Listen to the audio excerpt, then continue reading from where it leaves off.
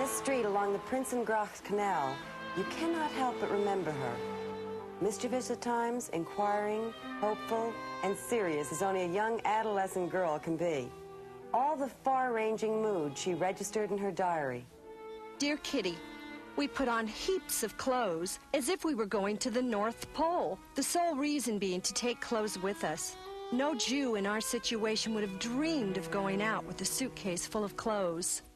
The date was July 9th, 1942, during the Nazi occupation of Holland. Faced with deportation to a concentration camp, Anna Frank and her family were preparing to abandon their home and hide in their father's offices located in the back part of this building. The family's living quarters were hidden behind this bookcase.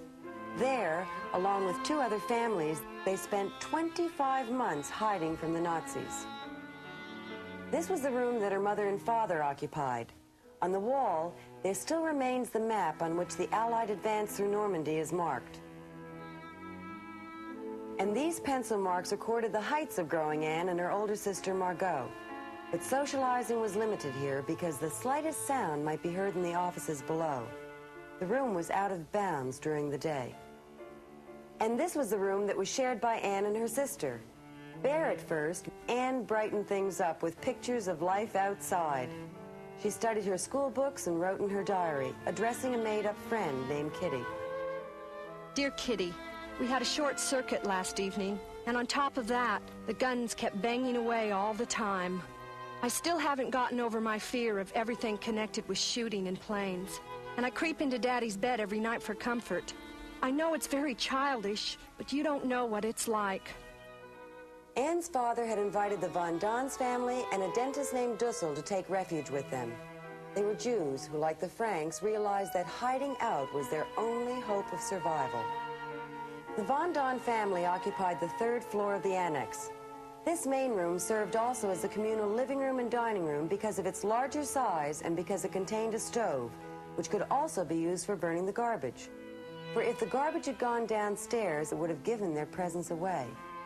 To further ensure that their hiding place would not be detected, the toilet facilities could not be used during office working hours. But all their precautions failed. On August 14th, 1944, the Gestapo arrived. All 8 were arrested and deported to concentration camps.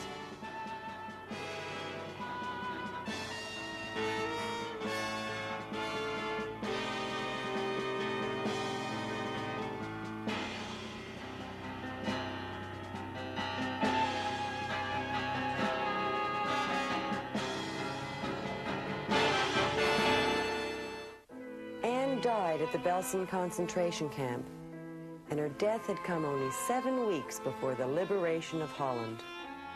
She was only 15.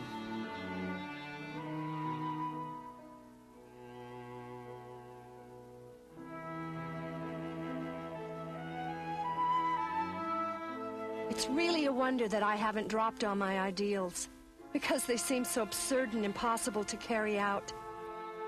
Yet I keep them, because in spite of everything, I still believe that people are good at heart.